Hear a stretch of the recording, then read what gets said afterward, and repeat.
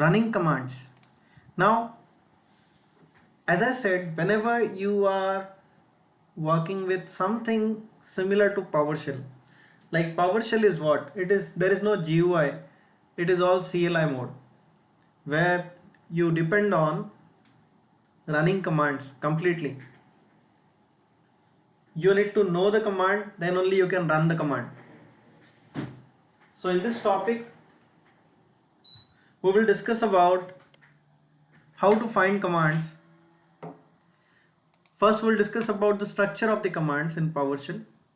What is the naming convention that PowerShell follows? Then based on that naming convention, once you understand the naming convention, it will be easy for you to find commands or discover the commands which are available in PowerShell. This is very important step because this will help you learn by yourself new things which are available in PowerShell. Then we'll discuss about how PowerShell supports running of external commands which are not part of PowerShell. Then how to deal with the basic errors, how to make use of aliases, show command and commands add-on. Then we'll talk about how to take shortcuts while running commands. So let's first discuss about the anatomy or the structure of the commands. So in PowerShell, every command that you see will follow the same naming convention. The naming convention begins with a verb separated by a hyphen and then followed by a noun. I will show you few examples. Get hyphen service. This is one command. So here the first part is a verb separated by a hyphen and then a singular noun. Now you need to remember this noun will always be a singular noun. It will never be get services, get processes or anything like that. It will always be a singular noun. Get service, get process, get WMI object. It will never be get WMI objects or anything plural. And once you give the verb, after giving hyphen, it will show you the nouns which are available with that verb, like process. Now this makes it easy for you to guess commands. First you need to look at what you are trying to do. Suppose you are trying to export some details from PowerShell. So depending on what you are trying to do, you can guess the verb. I am trying to export something, I will use export hyphen. Now what all you can export? You can export aliases, console, CSV, PS session, trace, whatever. Now if you're trying to import something, you can use import hyphen. So this all you can import. Now that makes your job easy to guess commands. Suppose I want to update something, like I want to update the help of this computer, help topics on this computer. So I can use update hyphen. So this is what you can update. These all things you can update. But there is a valid list of verbs which are available in PowerShell, and only those verbs you can use. So how do you find the list of all the verbs? Get hyphen verb. So whatever we have discussed, that still applies here. Get verb will give you a list of all the verbs. So any command in PowerShell will begin with whatever verbs you see in this first column.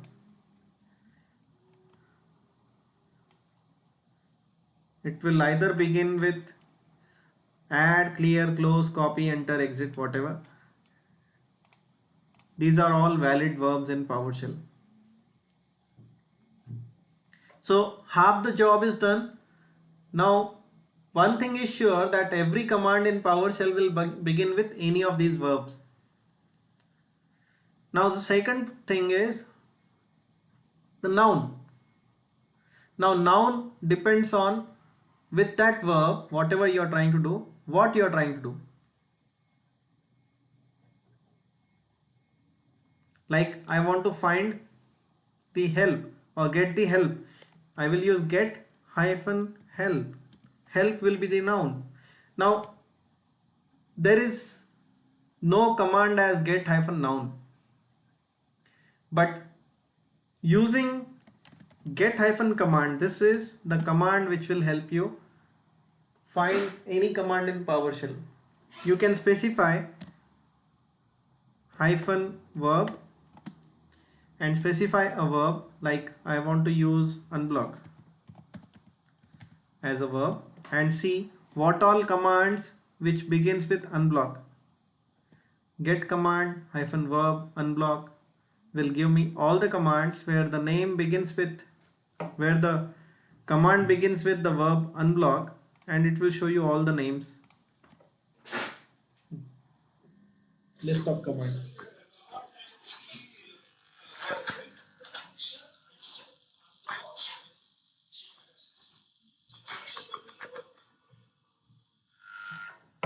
Yeah, verb is the first part of the command and the second part is noun.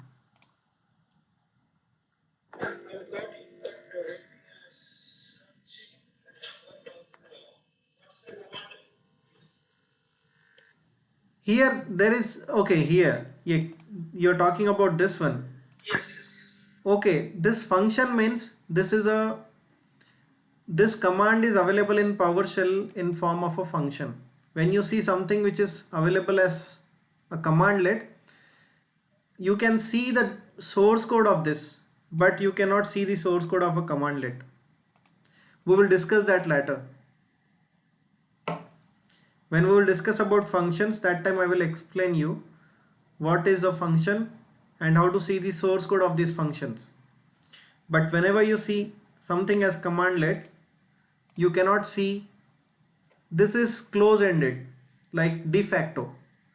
Microsoft will not reveal the source code of these commands. But function, if you want to check what is the source code of this function, let me just show you one example. Get content. We will discuss later in detail about this, so don't worry much. Okay, this, for this you have to get into this module. Okay, let's skip this for now. I will explain you how to see the source code of this function. But for now, just remember, when you use get command without any parameter, it will show you list of all the commands which are available on this computer. And if you look at the command type, there are few commands which are available as commandlet. There are few commands which are available as a function. So functions are something where you can get access to the source code of those functions, and there are something called as aliases. Now these aliases, again we are going to discuss in this topic only what is an alias. But the aliases that we are going to discuss in this topic are a bit different than what you see here as an alias. Now alias is, there might be one more command which does the same job, but this name is an alias function. Okay, now let's focus on how to find commands in PowerShell based on the verb hyphen name naming convention.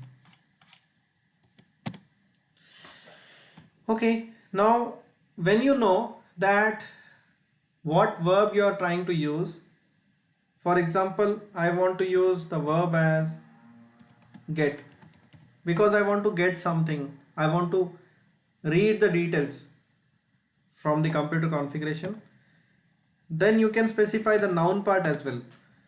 Now in the noun part, I am looking for something related to event log. So what I will do, I don't know whether the command name will be get hyphen event log or something else, but in the noun part, the event log keyword can appear in the beginning also, can appear in the end also, or in the middle also. So what I will do, use star event log star. What is the meaning of this? I want a noun which has this keyword event log. Before that there could be anything, after event log there could be anything, but I found only one command with this name, get-event log. So this is how you can search for commands. Suppose I want a command for related to network. I can give get-net. Before net there is 1 star, after net there is 1 star. So there are so many commands where the verb is get hyphen, then the noun part has net. See here, net means here before net there is BC and after net work configuration is there. So that qualifies for this search criteria. You have get net adapter, get net adapter binding and all those commands.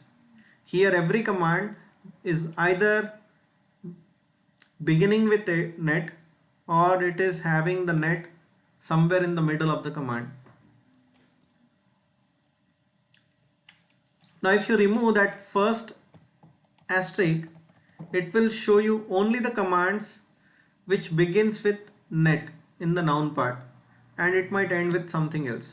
So this time it is showing less number of commands. It is not including this SMB client, SMB server, and it is also not showing you get BC network configuration. Any questions about finding commands using verb and noun parameter? There is one more parameter called -name. Now this will search in both the parts. Here you are not specifying get and here you are not specifying the verb and noun separately. When you say name and give star event log star, it will show you all the commands which might begin with any verb, which might end with any noun, but in that complete command name event log will be there somewhere. Now this time you will find more results because it is searching for this keyword in the complete command. So it is showing you clear event log, get event log, limit event log, new event log, all these commands. So understood multiple ways of finding commands. Any questions about this?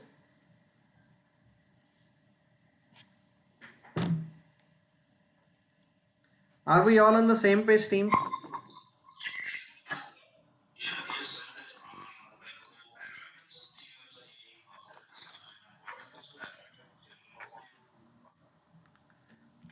This is called parameter.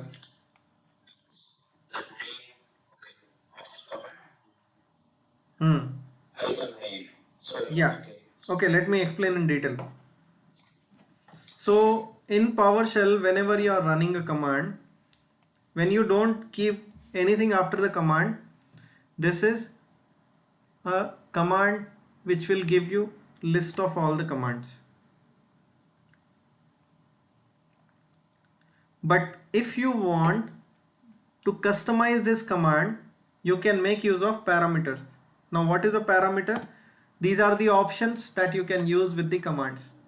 Every parameter in PowerShell begins with hyphen. Now when you give hyphen, it will show you a list of all the parameters. These are all different options. Now suppose I want only the commands where the command type is either function, alias, commandlet, script. These are all different types of commands. So if I go with only the commandlet and then I specify the name part where event star.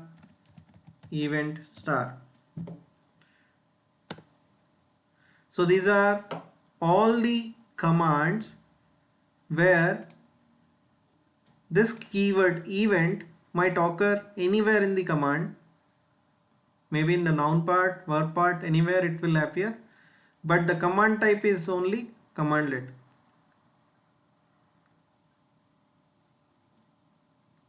So these are called parameters. So in PowerShell, parameters will allow you to customize the execution of the command. You are taking control of how this command will get executed. With these are just the options that you want to use with the command. Is it clear? Any other questions, team?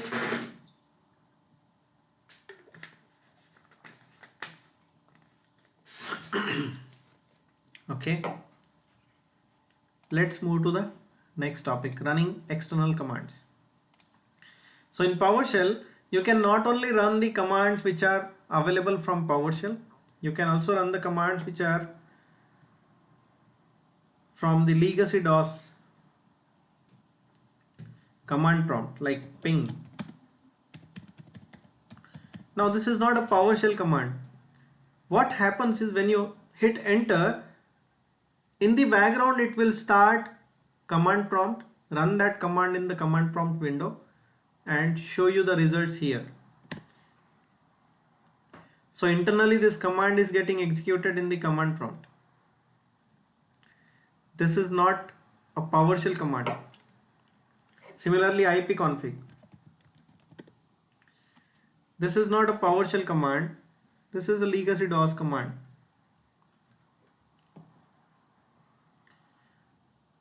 Not only this, suppose you want to open Notepad. Just hit Notepad. It will open Notepad here. These are external commands. Calculator.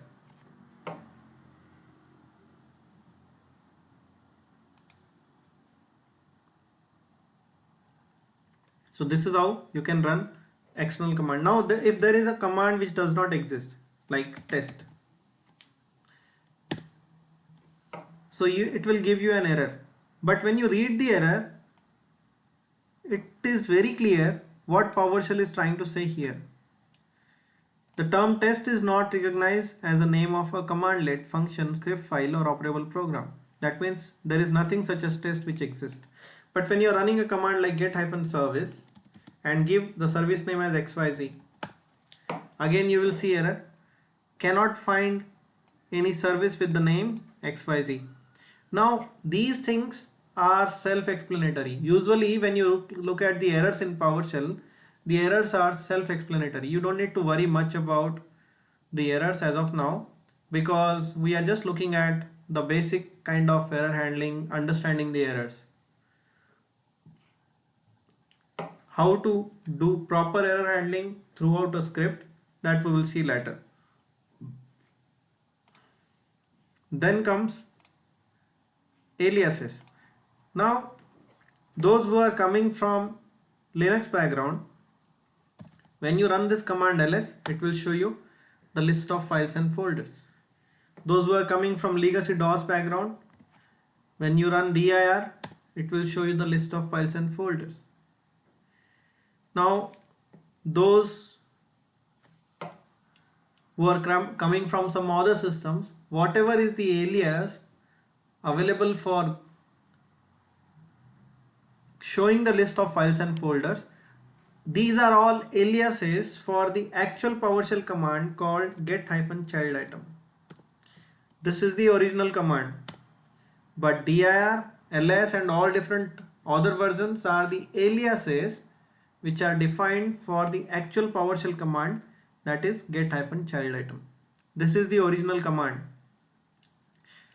Similarly, cls, which is for clearing the screen, this works in traditional command prompt, DOS command prompt. Those who are coming from Unix background, clear is the command. But actually the original command in PowerShell is clear host. Now the question is, how should I come to know what are all different aliases which are available on this computer? Now you can guess it very easily. Get-alias. So it will show you all different aliases which are already defined in PowerShell. As you can see, where is CLS? CLS points to clear host. Clear is also pointing to clear host. Those who are coming from Unix background, cat for reading a text file, that points to get contained. Similarly, dir, if you look at dir, where is it pointing to? Get child item. And we have also seen ls, which is pointing to get child item. In Unix we use man for getting help, and this help is again pointing to, if you go to help as the alias, okay, it is not listed here. Help points to get help, both are same. Getting the list of processes, ps, get process.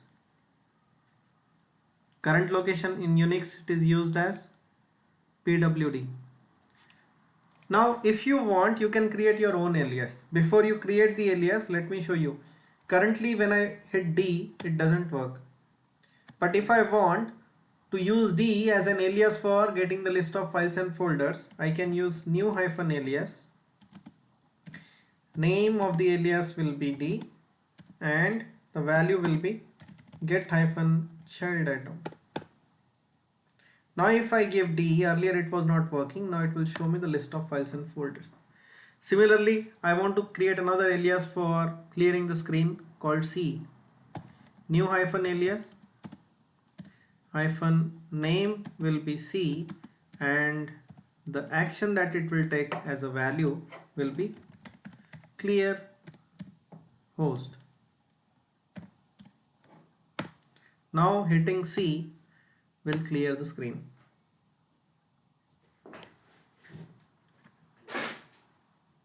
One thing to remember about aliases is when you close PowerShell, whatever aliases you have defined will be gone. These aliases are available only till your PowerShell window is open.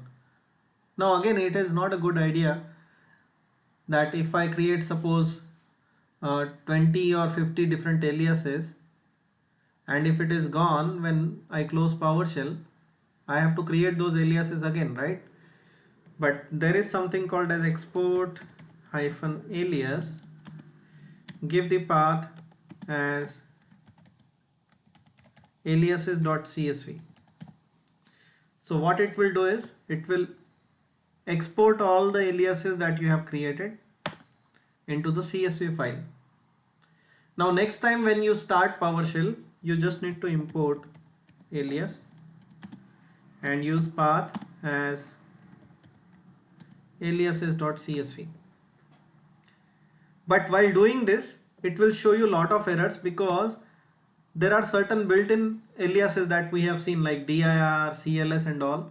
Those are already there because those aliases are part of PowerShell.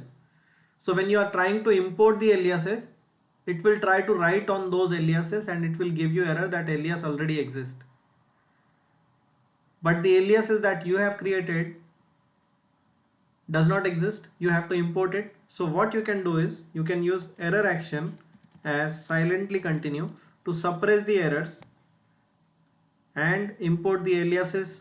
It will only import those aliases that you have created and other aliases it will ignore.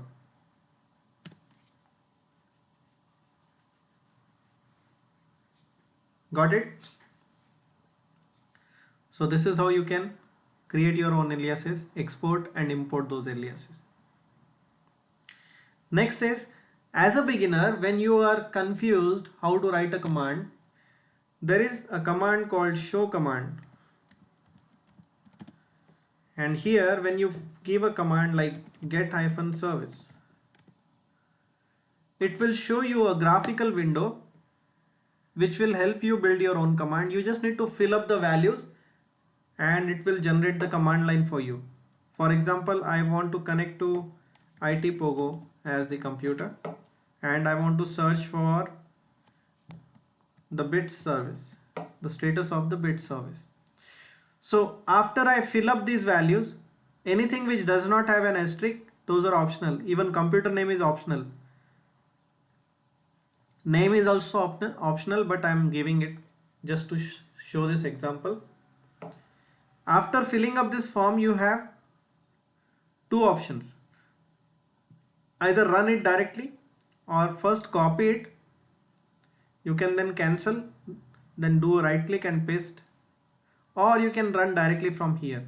Since I have already copied, I will try to first show you how to run it. When you click on run, it has automatically generated this command line. Now just in case you want to modify before you execute, you can do a right click and paste. So this command line was copied to the clipboard through that show window command. Show command window. Now if you want to modify this command before you execute it, suppose I want to change the service name.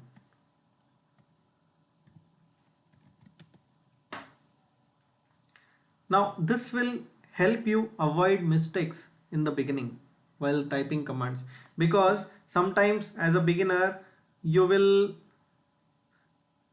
not be able to understand what are the parameters that I need to pass, how to give the spacing. If you don't give a space properly, for example here, if I forget to give this hyphen, immediately you will see the color coding has changed. That means something is wrong. So the moment you put that hyphen back, the color coding will be corrected. The command name will always appear in white color, parameter name will always appear in light yellow color, and the parameter value will always appear in purple color. So to avoid mistakes, you can make use of show command. Let's try another command, get hyphen WMI object. Now here, wherever you see a star mark, that is mandatory. So here you have to provide, see here, since I did not type anything in this run is not enabled yet. So what I have to do, win32 underscore. Now how to find out all the class names, that is a different story, we will discuss when we will talk about WMI. So the moment I provide the class name, then only the run button is enabled. Now either I can copy and then run, or I can just copy and then cancel. From command prompt I can paste, it will give me the command.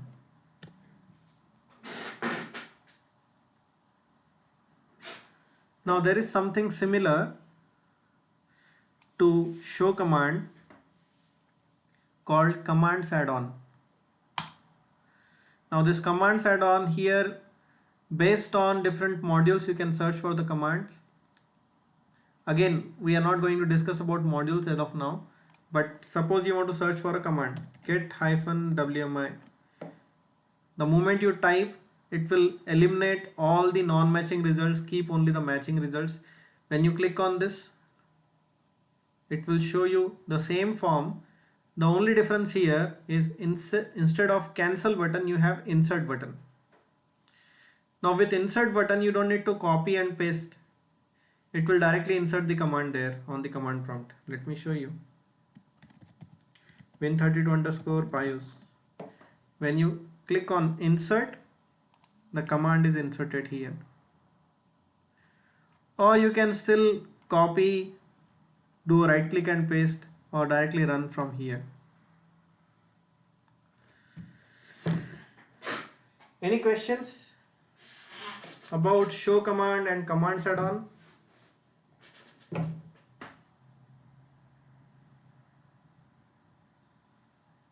Okay. Now let's talk about taking shortcuts. As we know, these commands have aliases. Similarly, there is an alias for get WMI object. So let me show you one example how to take shortcuts while running commands. Now when you run this command win32 underscore logical disk, I'm just showing one example. We'll get into the details about WMI later in detail. I'm trying to show you how to take shortcuts while running commands. Hyphen computer name,